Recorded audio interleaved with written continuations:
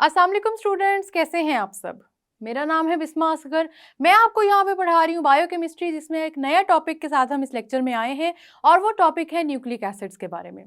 Nucleic acid एक और macromolecule है जिसको हमने डिस्कस करना है। ये किससे बना है, इसका मोनोमर क्या है, माइक्रोमोलिक्यूल कौन सा है जिससे ये बना है और इसकी प्रॉपर्टीज़ क्या है, वो सारी की सारी बातें हमने करनी है। लेकिन करनी स्टेप बाय स्टेप है, अभी डरे ना। हम इस लेक्चर में लेंगे इंट्रोडक्शन कि आखिर न्यूक्लिक एसिड्स होते क्या हैं। तो आइए चलते हैं लेक्चर की तरफ। स्टूडेंट्स, अब हम पढ़ने लगे अपना नेक्स्ट मैक्रोमोलिक्यूल, और वो कौन सा मैक्रोमोलिक्यूल है जिसको हम बायोकेमिस्ट्री में पढ़ने लगे, वो है न्यूक्लिक एसिड्स। न्यूक्लिक एसिड्स के बारे में अक्सर क्या होता है कि स्टूडेंट्स को क्योंकि पूरी तरह नॉलेज नहीं होती या वो बहुत बेसिक बातें गौर से नहीं सुनते तो कंफ्यूज हो जाते हैं इसमें। इसीलिए मैं आपको जैसे स्टेप बाय स्टेप लेके चलूँ, जैसे न्यूक्लिक एसिड समझाऊँ, आपने बड़े गौर से सुनना है। ठीक है। अगर आपको बायोकेमिस्ट्री का इंट्रोडक्शन याद हो तो मैंने आपको बताया था nucleic acids carry genetic information. अब वो जेनेटिक इंफॉर्मेशन कैसे कैरी करते हैं उसी के बारे में हमने अब बात करनी है। स्टूडेंट्स, आपने याद रखना है न्यूक्लिक एसिड्स हमेशा दो तरह के होते हैं। एक आपके पास होता है डीएनए, दूसरा होता है आरएनए। डीएनए और आरएनए दोनों ही आपकी बॉडी में प्रेजेंट होते हैं, आपके सेल्स के अंदर प्रेजेंट होते हैं। और स्पेसिफिकली अगर देखा जाए तो डीएनए आपके सेल के अंदर न्यूक्लियस में प्रेजेंट होता है। अभी इन कॉन्सेप्ट्स पे घबराना नहीं है, ये बड़ी आसान सी चीज़ें हैं, लेकिन अगर आप गौर से सुनेंगे तब आपको समझ आएगी। पहले तो हम ये देख लेते हैं कि हमारे पास डीएनए और आरएनए की फुल फॉर्म क्या है। आपने याद रखना है, आपके पास जो डीएनए है उसको कहते हैं डीऑक्सी राइबो न्यूक्लिक एसिड।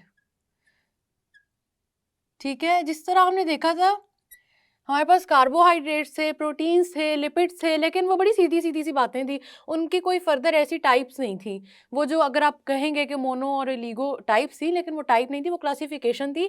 अब यहाँ पे न्यूक्लिक एसिड्स हमारे पास दो तरह के होते हैं। आपके पास कार्बोहाइड्रेट्स तो दो तरह के नहीं थे ना, तो न्यूक्लिक एसिड्स आपके पास दो तरह के होते हैं। एक को कहते हैं डीऑक्सीराइबो न्यूक्लिक एसिड और दूसरे को कहते हैं ऑक्सी राइबोन्यूक्लिक एसिड। ठीक है, ये इसका मैं नाम एक सेकंड अभी लिखती हूँ आपके लिए। सबसे पहले ज़रूरी चीज़ ये है कि अब इनके नाम में डिफरेंस क्या है। स्टूडेंट्स, आपने याद रखना है कि इनके नाम में जो डिफरेंस है ना, वो इस वजह से आता है। ये जो डीऑक्सी लिखा है ना, तो यहाँ पे अब हम इसका नाम जब लिखेंगे डीऑक्सी, तब लिखना है आपने सिर्फ। स्टूडेंट्स, याद रखना है जब आपने डीएनए का नाम लिखना है। जब भी आरएनए की बात आएगी तो आपने ऑक्सी या डी, ये दोनों चीज़ें नहीं लिखनी। इसकी रीज़न मैं बताती हूँ, लेकिन ये मेन डिफरेंस है जो मैं आपको समझाना चाह रही हूँ। आपके पास ribonucleic acid full form होती है आरएनए की। ठीक है, राइबो न्यूक्लिक एसिड। अब आप देख लें न्यूक्लिक एसिड अब इन दोनों नामों में आ रहा है, जिससे हमें पता लग रहा है कि ठीक है, ये हमारे पास न्यूक्लिक एसिड्स की टाइप है। यहाँ तक बात समझ में आ गई आप सबको? चलें आगे बात करते हैं। अब स्टूडेंट्स, क्या होता है कि आपके पास ये जो डीएनए है और आरएनए है, ये न्यूक्लिक एसिड है, ये हमें समझ में आ गया।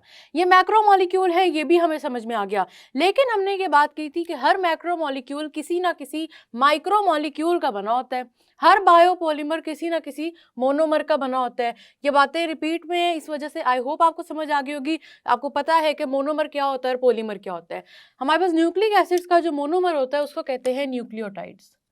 ठीक है, न्यूक्लिक एसिड्स का जो मोनोमर है उसको कहते हैं न्यूक्लियोटाइड। और न्यूक्लियोटाइड का स्ट्रक्चर समझना बहुत ज़रूरी है, क्योंकि न्यूक्लियोटाइड के स्ट्रक्चर पे आप सबने याद रखना है कि आपका का पूरा डीएनए का स्ट्रक्चर और आरएनए का स्ट्रक्चर डिपेंड कर रहा होता है। ये बात समझ में आ रही है?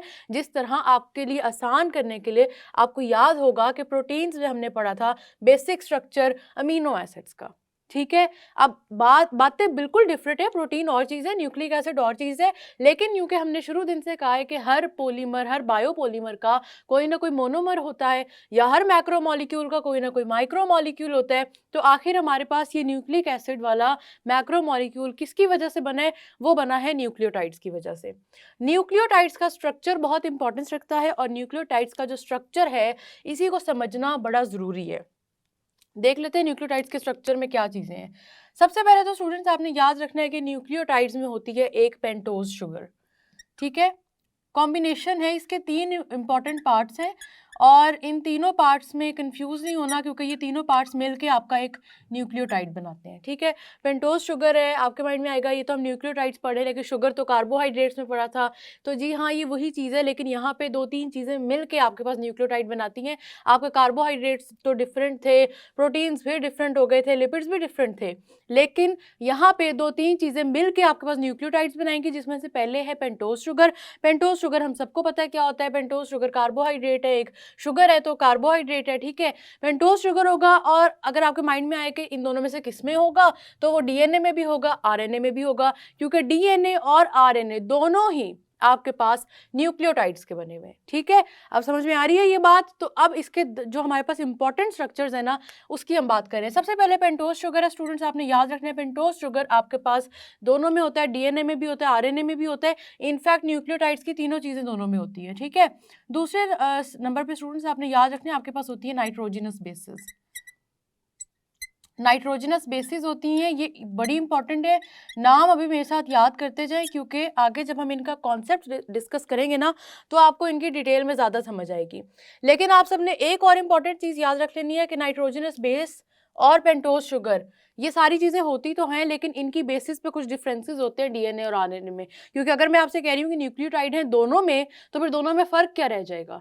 यही 3 चीज़ें हैं जहाँ पे फ़र्क आएगा, इससे गौर से सुनते जाए। पहला हो गया pentose sugar, second is nitrogenous base, third is phosphate group, ठीक है, फॉस्फेट है। ये 3 इंपॉर्टेंट चीज़ें हैं, और यही 3 आपके पास न्यूक्लियोटाइड का स्ट्रक्चर डिटरमिन करती हैं। न्यूक्लियोटाइड का स्ट्रक्चर स्टूडेंट्स इन 3 चीज़ों के बगैर इनकम्प्लीट है। आपसे पेपर में पूछा भी जा सकता है, इंपॉर्टेंट चीज़ है कि न्यूक्लियोटाइड का जो स्ट्रक्चर होता है वो किन किन चीज़ों का बना होता है। तो आप सबने याद रखना है कि न्यूक्लियोटाइड के स्ट्रक्चर में आपके पास पेंटोज शुगर भी होगी, नाइट्रोजनस बेस भी होगी, और फॉस्फेट ग्रुप भी होगा। इसका मतलब है कि हमारे पास, दोबारा अगर एक दफ़ा रिवाइज करें, both DNA and RNA are nucleic acids. Both are composed of nucleotides, and nucleotides are made up of 3 parts: pentose sugar, nitrogenous base and phosphate, ठीक है। अब बारी बारी हमने ना इन तीनों चीज़ों को डिस्कस करना है। फॉस्फेट ग्रुप को तो ज़्यादा डिस्कस करने की ज़रूरत नहीं है, आपको पता है फॉस्फेट ग्रुप एक ही होता है, ठीक है। वो आप बात वही है, जो फॉस्फेट ग्रुप अगर आपको याद हो तो हमने एसिड्स, बेसिस और सॉल्ट्स में भी पढ़ा था, जब हम फॉस्फोरिक एसिड को देख रहे थे। हाइड्रोजन था एक पार्ट, दूसरा पार्ट हमारे पास फॉस्फेट ग्रुप था। तो अगर आपको नहीं समझ आया अभी और अभी याद नहीं आ रहा, तो ज़रा एसिड्स, बेसिस और सॉल्ट्स के खोले नोट्स और देखिए फॉस्फेट ग्रुप क्या था। मैं आपको ज़रूर बताऊंगी, लेकिन अभी आपका टास्क है आप इसको खुद देखें। पहले हम बात करेंगे स्टूडेंट्स इस पेंटोज शुगर की। पेंटोज शुगर आपको नाम से पता लग रहा है, पेंट का मतलब होता है 5, ठीक है। 5 का मतलब ये है कि ये ऐसी शुगर है जिसके अंदर 5 कार्बन मौजूद होंगे, ठीक है। याद है ना, हमने कार्बोहाइड्रेट्स में जब मोनोसेकेराइड्स को डिस्कस किया था, तो इन चीज़ों को हमने बहुत डिटेल में डिस्कस किया था, ठीक है। अब पेंट का मतलब है 5, ओज का मतलब है, आप सबको पता है कि ये बेसिक शुगर है, ये मोनोसेकेराइड है, ये आप इसको फर्दर सिंपल शुगर में कन्वर्ट नहीं कर सकते। वही पुरानी बातें जो हम पहले डिस्कस कर चुके हैं। अब अगर मैं आपको इसका रिंग स्ट्रक्चर बना के दिखाऊं, तो वो इस तरह से बनता है। रिंग स्ट्रक्चर अगर आपको याद हो, तो मैंने आपको जब ऑर्गेनिक केमिस्ट्री की क्लासिफिकेशन पढ़ाई थी, वहां पे मैंने आपको बताया था कि कुछ स्ट्रक्चर्स होते हैं हमारे पास रिंग फॉर्म में होते हैं। और रिंग फॉर्म में कैसे पता चलता है कि आपके पास कार्बन कहाँ पे है, ये जितने कॉर्नर्स होते हैं ना रिंग के, इन पे कार्बन अटैच होते हैं, ठीक है। जितने कॉर्नर्स होंगे रिंग के, उस पे कार्बन अटैच है। तो हम क्या करते हैं, अलग-अलग कार्बन्स को लिखने के बजाय हम एक रिंग बना देते हैं और ये बता देते हैं कि ये हमारे पास एक कॉर्नर है, यहाँ पे भी कार्बन अटैच होगा, दूसरा कॉर्नर है, इधर भी कार्बन अटैच होगा, यहाँ पे भी आपके पास कार्बन अटैच होगा, और यहाँ पे भी कार्बन अटैच होगा, ठीक है। साथ ही साथ ऑक्सीजन की अटैचमेंट है। पूरे स्ट्रक्चर पे अभी आपके माइंड में आ जाएगा कि ये तो 4 कार्बन बन रहे हैं, हम तो कह रहे हैं ये पेंटोज शुगर है। कार्बन, इस रिंग के अलावा भी कार्बन अटैच होता है, लेकिन अभी मैं आपको सिर्फ बेसिक स्ट्रक्चर समझाना चाह रही हूँ कि आखिर पेंटोज शुगर का क्या रोल है आपके पास डीएनए और आरएनए दोनों के केसेस में, ठीक है। अब ये है आपके पास पेंटोज शुगर का बेसिक स्ट्रक्चर। तो आपने याद रखना है, ये इसका स्ट्रक्चर होता है, ऑक्सीजन अटैच होती है साथ में, ठीक है। अब स्टूडेंट्स होता क्या है कि पेंटोज शुगर के साथ यहाँ पे अटैच है OH का ग्रुप, ठीक है। और इसी तरह से अगर हम फिर से पेंटोज शुगर बनाएं, ये ऑक्सीजन है, ये आपके पास हो गया पूरा का पूरा स्ट्रक्चर, यहाँ पे भी होगा OH। लेकिन पेंटोज शुगर की अटैचमेंट में है दोनों एक ही चीज, एक बहुत माइन्यूट सा डिफरेंस है जिसकी वजह से पेंटोज शुगर आपकी DNA की और होती है और RNA की और होती है। ये जरा गौर से सुनिएगा बात, क्योंकि ये वाली जो बात है ना उसी की बेसिस पे आपके ये इनके नाम डिसाइड होते हैं, ठीक है। अब होता क्या स्टूडेंट्स, आपके पास एक पेंटोज शुगर ऐसी है जिसके अंदर यहाँ 2 हाइड्रोक्सिल ग्रुप्स अटैच है, ठीक है। एक पेंटोज शुगर है जिसके पास 2 हाइड्रोक्सिल ग्रुप्स एक साथ अटैच्ड हैं। लेकिन एक पेंटोज शुगर ऐसी है कि जिसमें हाइड्रोक्सिल नहीं है दोनों तरफ अटैच, एक तरफ हाइड्रोजन है एक तरफ OH है, ठीक है। ये बात समझ में आ रही है आप सबको। अब होता क्या है स्टूडेंट्स कि आपके पास क्योंकि इन दोनों में इतना माइन्यूट सा जो डिफरेंस मैंने आपको बताया वो आ गया ना, एक में OH है एक में OH नहीं है। अगर आप गौर करें तो यहाँ पे हाइड्रोजन है, इधर भी हाइड्रोजन है। कौन सी चीज है जो इस पेंटोज शुगर में नहीं है? वो है ऑक्सीजन।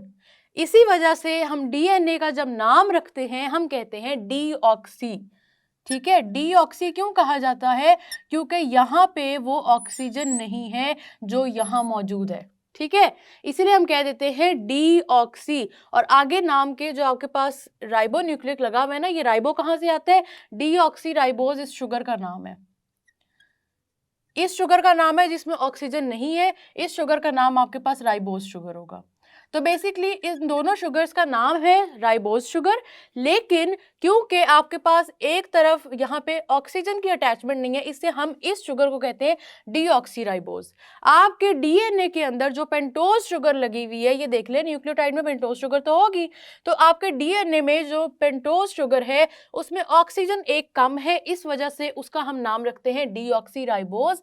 जबकि दूसरी तरफ आपके पास जो RNA में पेंटोज शुगर लगी हुई है न्यूक्लियोटाइड के अंदर, उसमें ऑक्सीजन की कोई कमी नहीं है, कार्बन जो यहाँ पे मौजूद है उसके साथ OH अटैच है, इससे उसका हम नाम रख देते हैं राइबोज शुगर।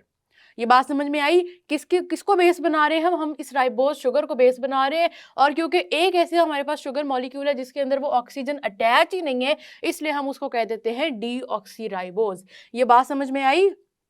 इंपॉर्टेंट चीज है, क्योंकि आपके पेंटोज शुगर के इस नाम के ऊपर आपके पास DNA और RNA के नेम्स आ रहे हैं, तो गौर से सुनना है। इस बात को नहीं समझ आई तो एक दफा दोबारा रिपीट कर देती हूँ। आपके पास न्यूक्लियोटाइड में होता है पेंटोज शुगर, पेंटोज शुगर आपके पास राइबोज शुगर है, लेकिन एक ऐसी शुगर होती है राइबोज की जिसके अंदर ऑक्सीजन अटैच नहीं होता हाइड्रोजन के साथ कार्बन नंबर 2 पे। ये आपके पास कार्बन नंबर 1 है, ये कार्बन नंबर 2 है, ठीक है। नंबरिंग हम अगर करें तो नंबर 2 कार्बन पे ऑक्सीजन अटैच नहीं होता, इसलिए हम इस राइबोज शुगर को कहते हैं डीऑक्सी राइबोज। और ये डीऑक्सी राइबोज क्योंकि DNA के अंदर अटैच होती है, इसीलिए DNA का नाम रख दिया जाता है डीऑक्सी राइबोन्यूक्लिक एसिड, ठीक है। ये बात समझ में आ रही है? बहुत ईजी कॉन्सेप्ट है, इसको दोबारा अगर आप खुद भी बनाएंगे ना तो आपको ज्यादा अच्छी समझ आ जाएगी। कार्बन की नंबरिंग हमने इसी तरह करनी थी। ये आपके पास कार्बन 1 है, ये कार्बन 2 है, लेकिन यहाँ पे ऑक्सीजन अटैच है, इसे उसको हमने एज इट इज रहने देना है। ये राइबोज शुगर आपके RNA में अटैच होती है, और जो आपके पास डीऑक्सी राइबोज है ये आपके DNA में अटैच होती है। तो पेंटोज शुगर समझ आ गया कि आपके पास क्या है। अब आगे चलते हैं और बात करते हैं नाइट्रोजनस बेसिस की। नाइट्रोजनस बेसिस वाला कॉन्सेप्ट भी स्टूडेंट्स आपने याद रखना है, बहुत इंपॉर्टेंट है, ठीक है। नाइट्रोजनस बेस जो होती है ना स्टूडेंट्स, आपके पास DNA और RNA के स्ट्रक्चर को मेंटेन करवाने में हेल्प कर रही होती है। जब मैं आपको डिटेल में बताऊंगी ना DNA और RNA के बारे में, तब हम इन तीनों चीज़ों को लेकर चलेंगे। इसी वजह से बहुत ज़रूरी है कि अभी आप न्यूक्लियोटाइड्स के इन डिफरेंसेस को समझ लें, क्योंकि बाद में जब फिर वो बातें करनी है ना, फिर आपको बड़ी कन्फ्यूजन होगी और आपको समझ नहीं आएगी किस तरह करना है। नाइट्रोजनस बेस की बात करें तो नाइट्रोजनस बेसिस स्टूडेंट्स आप सबने याद रखनी है कि 5 तरह की होती हैं, ठीक है। एक हमारे पास होती है एडेनिन, फिर है गुआनिन। नाम बताने का मकसद ये है स्टूडेंट्स कि आपको पता हो कि आपके DNA और RNA के स्ट्रक्चर किस तरह बनते हैं। एडेनिन है, गुआनिन है, देन यू हैव साइटोसिन, उसके बाद स्टूडेंट्स आती है हमारे पास thymine, and last is uracil, ठीक है। ये 5 तरह की नाइट्रोजनस बेसिस होती हैं, लेकिन यहाँ पे भी नाइट्रोजनस बेसिस में भी आपके पास एक डिफरेंस आ जाता है जिसकी वजह से DNA और RNA में फ़र्क आ जाता है। वो डिफरेंस ज़रा गौर से सुनिएगा स्टूडेंट्स। आपने याद रखना है कि अब इनमें से कौन कौन सी बेसिस हैं जो DNA में भी होंगी और RNA में भी होंगी, ठीक है। अब आपके पास एडेनिन दोनों में होगा, डीएनए में भी होगा, आरएनए में भी होगा। फिर बात कर लेते हैं गुआनिन की, तो आपके पास ये भी दोनों में मौजूद होगा। साइटोसिन, थायमिन, यूरासिल, यहाँ पे आके थोड़ा सा डिफरेंस आता है, साइटोसिन भी दोनों में मौजूद है, ठीक है। इसका मतलब आपके पास ये पहली तीन जो मैंने लिखी है ना, ये आपके डीएनए में भी आपको बेसिस नजर आएंगी, आपके आरएनए में भी नजर आएंगी।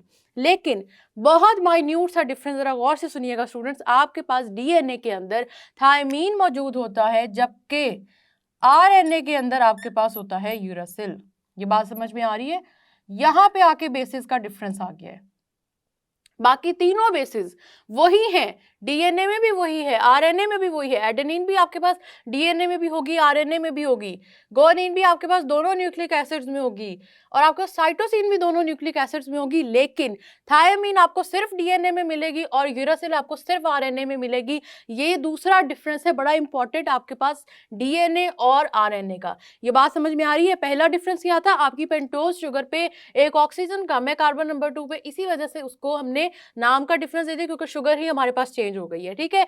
दूसरा डिफरेंस क्या है कि नाइट्रोजनस बेसिस हैं, दोनों में अटैच्ड है नाइट्रोजनस बेसिस, लेकिन आपके पास एक नाइट्रोजन बेस ऐसी है जो आपके पास सिर्फ और सिर्फ आरएनए में, जो कि है यूरासिल, और दूसरी थायमीन आपके पास सिर्फ और सिर्फ डीएनए में है। टिपिकल पेपर क्वेश्चन है, इन दोनों में पूछ लिया जाता है कि कौन सी नाइट्रोजनस बेस है जो डीएनए में अटैच्ड है और कौन सी है जो आरएनए में अटैच्ड है, ठीक है। ये बहुत टिपिकल क्वेश्चन है, बार बार पेपर्स में पूछा जाता है, इसलिए ये भी आपको पता होना जरूरी है। अब आपके माइंड में क्वेश्चन आया होगा कि इनको नाइट्रोजनस बेस क्यों कहते हैं, तो स्टूडेंट्स उसकी रीजन ये है कि आपके पास ये सारी की सारी जो बेसिस है, इनके अंदर नाइट्रोजन प्रेजेंट होता है। अभी हमने इनके स्ट्रक्चर्स को भी डिस्कस करना है, इनके नाम को भी डिस्कस करना है। बहुत डिटेल हमारे सिलेबस का पार्ट नहीं है, इसलिए हम उतनी डिटेल में नहीं जाएंगे, लेकिन बेसिक्स हमारे सिलेबस का पार्ट है जिनको समझना बहुत ज़रूरी है। तो अभी आपने सिर्फ इनके नाम याद करने हैं, इनको किस तरह क्लासीफाई करते हैं, आगे इनकी अटैचमेंट किस तरह से होती है, वो बातें हमारे पास जब हम करेंगे, जब हम डीएनए और आरएनए को पढ़ेंगे। अभी हमारे पास यही इंपॉर्टेंट है कि कौन सी नाइट्रोजनस बेस है, ठीक है, कौन सी नाइट्रोजनस बेस ऐसी है जो डीएनए में अटैच्ड है और आरएनए में नहीं है, वो है थायमीन। और कौन सी ऐसी है जो डीएनए में है लेकिन आरएनए में नहीं, वही बात है, थायमीन है दोबारा, ठीक है। पेंटोज शुगर हमने डिस्कस कर ली, पेंटोज शुगर की हमने बात कर ली, ऑक्सीजन की कमी की वजह से हमारे पास ये दो शुगर्स आ जाती है, दोनों लेकिन पेंटोज शुगर है, और यही डिफरेंस है डीएनए और आरएनए में। पहला नाइट्रोजनस बेसिस की हमने बात कर ली, नाइट्रोजन की बनी होती हैं, और साथ ही साथ आपने याद रखना है कि एक बेस ऐसी है जो डीएनए में है, एक ऐसी है जो आरएनए में है। यही नाइट्रोजनस बेसिस होती है स्टूडेंट्स, इनको फर्दर क्लासीफाई करके, फर्दर नहीं, इन्हीं को, इन 5 को ही क्लासिफिकेशन करके हम 2 टाइप्स में रखते हैं, एक को कहते हैं प्योरीन और दूसरी को कहते हैं पिरामिडीन, ठीक है। एक हो गया आपके पास प्योरीन और एक हो गया पिरामिडीन।